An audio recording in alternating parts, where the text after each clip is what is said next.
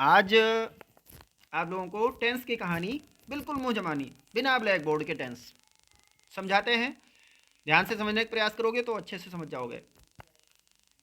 Tense, काल, हिंदी में बोलते हैं उसको काल, जो कि 3 प्रकार के होते हैं: प्रेजेंट टेंस, पास्ट टेंस और फ्यूचर टेंस। इतनी बात तो समझ में आ गई। चलिए अब इसके पार्ट्स के बारे में बात करते हैं। तो पहले प्रेजेंट इंडेफिनिट टेंस के बारे में बात करते हैं। तो प्रेजेंट इंडेफिनिट क्या कहता है कि प्रेजेंट इंडेफिनिट में चाहे पास्ट में चाहे फ्यूचर में, present indefinite, past indefinite, future indefinite, present continuous, past continuous, future continuous, present perfect, past perfect, future perfect, फिर present perfect continuous, past perfect continuous, future perfect continuous. इतने part होते हैं, कुल मिलाकर के हो जाते हैं 12। अब 12 पार्ट के पहचान जाननी होगी कि इसको पहचानेंगे कैसे। और जब तक पहचानेंगे नहीं तब तक कैसे जानेंगे कि ये सेंटेंस जो हमें सामने दिया हुआ है ये किस कैटेगरी का सेंटेंस है या किस टेंस से आता है, इसमें कौन सी हेल्पिंग वर्ब लगाएंगे, इसमें वर्ब की कौन सी फॉर्म्स लगेगी, कैसे बनाएंगे, वगैरह वगैरह। तो इन सब चीज़ों के लिए क्या करेंगे, पहले उसकी पहचान जानना जरूरी है।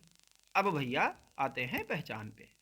तो देखो एकदम बिल्कुल आपकी लैंग्वेज में ये टेंस समझना है और बिना ब्लैक बोर्ड के समझना है। तो जब प्रेजेंट का इंडेफिनिट टेंस आता है तो प्रेजेंट इंडेफिनिट की पहचान आप जान लीजिए। पहचान में क्या होगा, पहचान में हम ये देखते हैं कि जब पहचान में जिन वाक्यों के अंत में ता है, ती है, ते हैं इत्यादि शब्द आते हैं तो उसमें क्या करते हैं हम समझ जाते हैं कि ये प्रेजेंट का इंडेफिनिट टेंस है। अब प्रेजेंट के इंडेफिनिट टेंस में जैसे ये दोनों वीडियो देखती हैं, तो देखती हैं इसमें आया ती है, तो ये प्रेजेंट का इंडेफिनिट टेंस हो गया। क्या खा रही हो? अच्छा, बहुत सुंदर।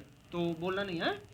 दूसरा क्या है, प्रेजेंट इंडेफिनिट टेंस में और भी आता है, जैसे वह स्कूल जाता है, मैं किताब पढ़ता हूँ, तुम वीडियो देखते हो, तुम अंग्रेजी पढ़ते हो, ऐसे करके। तो जब मैं, अब इसमें एक वचन और बहुवचन पहले समझना जरूरी है। ही सी इट ये है एक वचन, और आई वी दे यू ये बहुवचन। ही सी इट के साथ जो नाउन्स आते हैं वो भी एक वचन है। इस तरीके से हम मानते हैं कि यह एक वचन है। अब एक वचनकर्ता के साथ क्या करते हैं, इसका नियम जान लो। नियम होता है कि जो सब्जेक्ट है, सब्जेक्ट के साथ वर्ब की फर्स्ट फॉर्म और प्लस ऑब्जेक्ट लगाते हैं, लेकिन इसमें हेल्पिंग वर्ब अभी नहीं लगेगा। जब आप नेगेटिव में बदलोगे तो हेल्पिंग वर्ब वहां पे लगेगा सब्जेक्ट प्लस डू या डज। डू कहाँ लगाते हैं, बहुवचनकर्ता के साथ। डज कहाँ लगाते हैं, एक वचनकर्ता के साथ। तो डू डज का प्रयोग करेंगे, फिर नॉट का प्रयोग करके नेगेटिव बना लेंगे। वहां पे जहां यस या ईएस लगाते हैं एक वचनकर्ता के साथ वर्ब में, जब आप नेगेटिव बदलने लगोगे तो वहां से वर्ब में यस या ईएस क्या होता है, हट जाता है। तो ये तो सामान्य नियम है जो प्रेजेंट इंडेफिनिट टेंस में है। दूसरा आता है प्रेजेंट का continuous tense. Present continuous tense में इसकी पहचान है, जैसे या कुछ खा रही है। क्या खा रही हो? हाँ, तो ये कुछ खा रही है तो इसमें रही है आया। उसके बाद दूसरा क्या है, मैं विद्यालय जा रहा हूँ, वह पढ़ रही है। इस तरीके से जो सेंटेंस आते हैं उसको हम कहते हैं कि यह कंटीन्यूअस है। और रही है जब लगेगा तो प्रेजेंट का कंटीन्यूअस टेंस हो जाएगा। तो प्रेजेंट के कंटीन्यूअस में टेंस में इसका जो सूत्र होगा वो सूत्र होगा subject plus is am are. Is लगेगा ही सी इट के साथ में और नाउन में, और एम लगेगा आई के साथ, और आर लगेगा बहुवचनकर्ता के साथ। आई वी दे यू इन कर्ताओं के साथ आर का प्रयोग किया जाएगा, या एक से अधिक में नाउन है तो उसमें आर का प्रयोग किया जाएगा। तो इस तरीके से सूत्र बनता है subject plus is am are plus verb की फर्स्ट फॉर्म में इंग लगाते हैं, और उसके बाद में क्या है, ऑब्जेक्ट आता है। अच्छा, जब इसका नेगेटिव बनाओगे तो इज एम आर के बाद नॉट का प्रयोग कर दो। कितना आसान है। अब आइए तीसरे वाले टेंस पे, प्रेजेंट का परफेक्ट टेंस। जो प्रेजेंट का परफेक्ट टेंस है उसमें आप ध्यान दीजिए, प्रेजेंट के परफेक्ट टेंस में उसकी पहचान होती है चुका है, चुकी है, चुके हैं, लिया है, दिया है। ऐसे जैसे मैंने खाना खा लिया है, वह अपना होमवर्क कर चुका है। इस तरीके से चुका है, लिया है, दिया है, ऐसे आते हैं। इसमें जब इस तरीके से सेंटेंस मिलेंगे तो उसको हम मान लेते हैं कि यह क्या है, प्रेजेंट का परफेक्ट टेंस है। तो प्रेजेंट के परफेक्ट टेंस में इस तरीके से कहे थे, बोलना नहीं है। तो प्रेजेंट के परफेक्ट टेंस में क्या है, सूत्र समझ लो। सूत्र है सब्जेक्ट प्लस हैज और हैव। हैज एक वचनकर्ता के साथ, हैव बहुवचनकर्ता के साथ लगता है। इस प्रकार हैज हैव और प्लस यहां पर वर्ब की थर्ड फॉर्म का प्रयोग किया जाता है। कितना? वर्ब की थर्ड फॉर्म का प्रयोग करते हैं। जब वर्ब की थर्ड फॉर्म का प्रयोग करते हैं तो इसका फिर नेगेटिव जब बनाओगे तो हैज और हैव के बाद में नॉट का प्रयोग कर दिया जाएगा। तो क्या हो जाएगा, सब्जेक्ट प्लस हैज है प्लस नॉट प्लस वर्ब की थर्ड फॉर्म इसमें लगेगी, और उसके बाद ये सब में थर्ड फॉर्म ही लगेगी, और उसके बाद फिर ऑब्जेक्ट। तो इस प्रकार हम बनाते हैं प्रेजेंट का परफेक्ट टेंस। अब आइए प्रेजेंट परफेक्ट कॉन्टिन्यूअस टेंस। ऐसा टेंस, ऐसे वाक्य जिनके अंत में रहा है, रही है, रहे हैं आते तो हैं, लेकिन उनके काम के जारी होने का समय भी दिया रहता है। जैसे मैं सन 2003 से यहाँ पढ़ा रहा हूँ, तुम 2 घंटे से क्रिकेट खेल रहे हो, वह 1 घंटे से रो रही है। इस तरीके से जब 1 घंटे, 2 घंटे, 1 सप्ताह, 2 सप्ताह, 1 साल, 2 साल जो समय दिया रहता है, उसमें निश्चित समय और अनिश्चित समय दो प्रकार के होते हैं।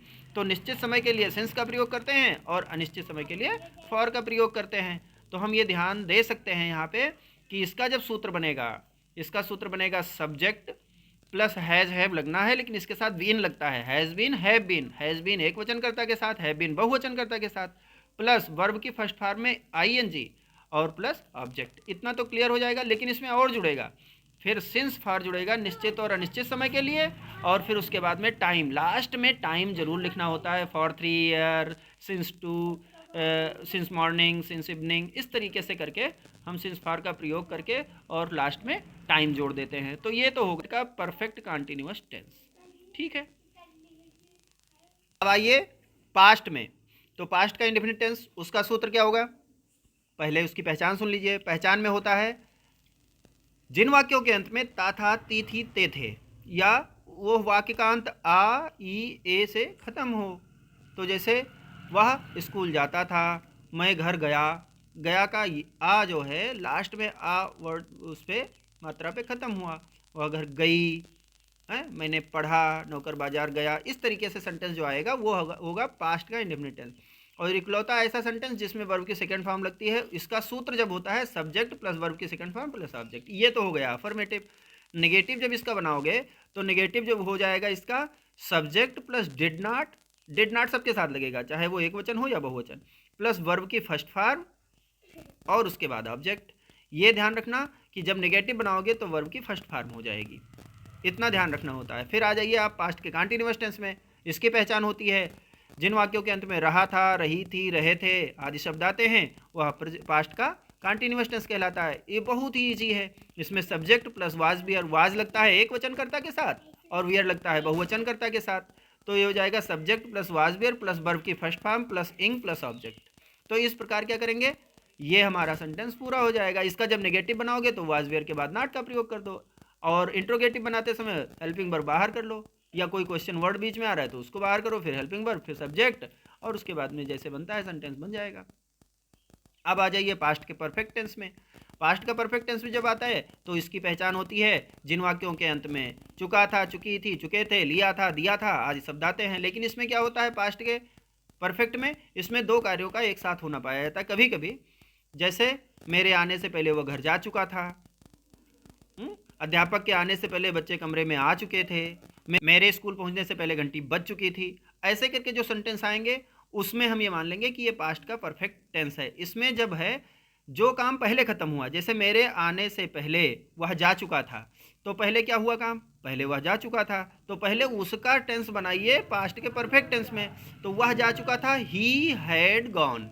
इसका सूत्र ही होता है subject plus had plus verb की थर्ड फॉर्म प्लस ऑब्जेक्ट। इसमें चाहे एक वचन हो या बहुवचन, दोनों में हैड का प्रयोग करेंगे, तो हो जाएगा ही हैड गॉन। फिर मेरे आने से पहले, बिफोर आई केम, जो दूसरा बिफोर के बाद जो सेंटेंस बनेगा वो पास्ट के इंडेफिनिट टेंस में बनेगा, उसमें वर्ब की सेकंड फॉर्म का यूज होगा। तो इस प्रकार से ये टेंस पूरा हो जाएगा। अब आइए पास्ट परफेक्ट कॉन्टिन्यूअस टेंस में। पास्ट परफेक्ट कॉन्टिन्यूअस टेंस कहता है जिन वाक्यों के अंत में रहा था, रही थी, रहे थे आदि शब्द से यह वाक्य का अंत होता है, और उसमें काम के खत्म होने का, काम के जारी होने का समय भी दिया रहता है। जैसे वह 2 साल से यहाँ रह रहा था, मैं 1 वर्ष से यह काम कर रहा था। इस तरीके से जब आएगा तो उसमें बिल्कुल same present perfect continuous tense की तरह ही होगा। टेंस बनाते समय टाइम सबसे लास्ट में लिखेंगे, सिंस फॉर का प्रयोग उसमें भी करेंगे, और फिर टाइम लिखेंगे। तो इसका सूत्र जब हो जाएगा subject plus had been, had लगता है ना, तो हैड बीन और प्लस वर्ब की फर्स्ट फॉर्म में ing plus object plus since for plus time. इस तरीके से पास्ट परफेक्ट कंटिन्यूअस टेंस पूरा हो जाएगा। अब आ जाइए फ्यूचर इंडेफिनिट टेंस में। तो फ्यूचर इंडेफिनिट टेंस क्या कहता है? फ्यूचर इंडेफिनिट टेंस बोलता है कि जिन वाक्यों के अंत में गा गी गे से अंत हो उसको हम मानते हैं फ्यूचर इंडेफिनिट टेंस। अब फ्यूचर इंडेफिनिट टेंस का सूत्र क्या होगा? सब्जेक्ट प्लस विल या शैल और प्लस वर्ब की first form plus object. Will लगता है सभी कर्ताओं के साथ और आई और बी को छोड़कर,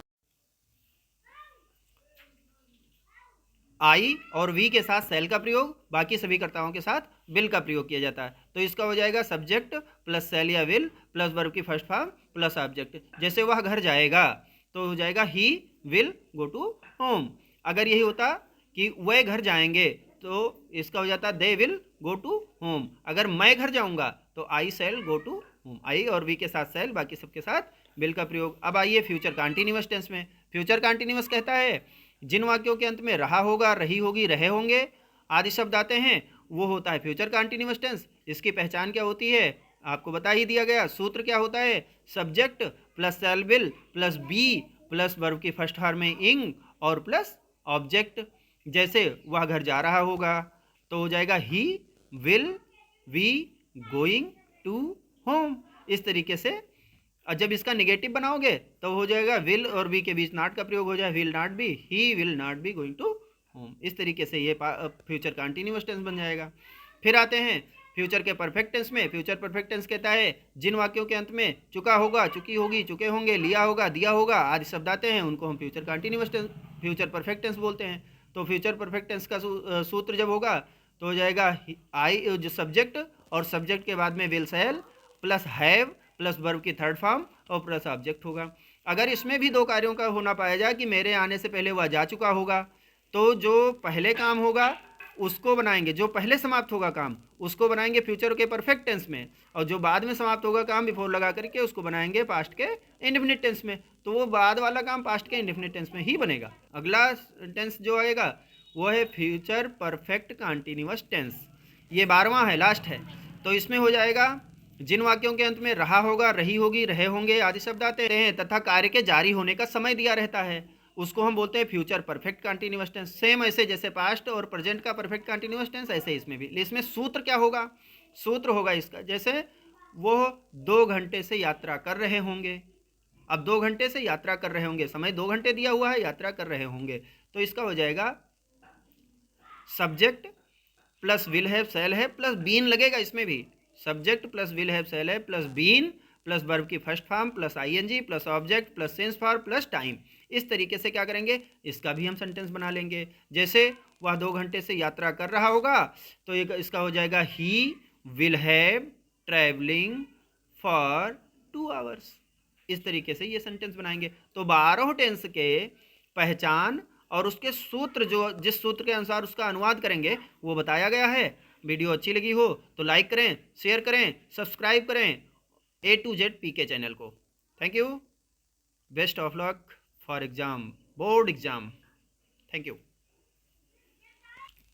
इस तरीके से जल्द ही लाइव क्लास, लगभग 2 घंटे का लाइव क्लास लाने वाला हूं जिसमें जितने सब्सक्राइबर हैं और जिनको भी ये वीडियो पसंद आई है और उसको अच्छे से अपनी लैंग्वेज में जानना है वो लाइव क्लास में जुड़ें और अच्छे से एक एक टेंस का बाकायदा ब्लैक बोर्ड पे एक एक सेंटेंस बना करके, एक एक टेंस का 10-10 सेंटेंस बना करके, उसके सारे फॉर्म्स बता करके और आपको अच्छे से समझाने वाला हूँ। जल्द ही लाइव क्लास आपकी शुरू होने वाली है। Thank you.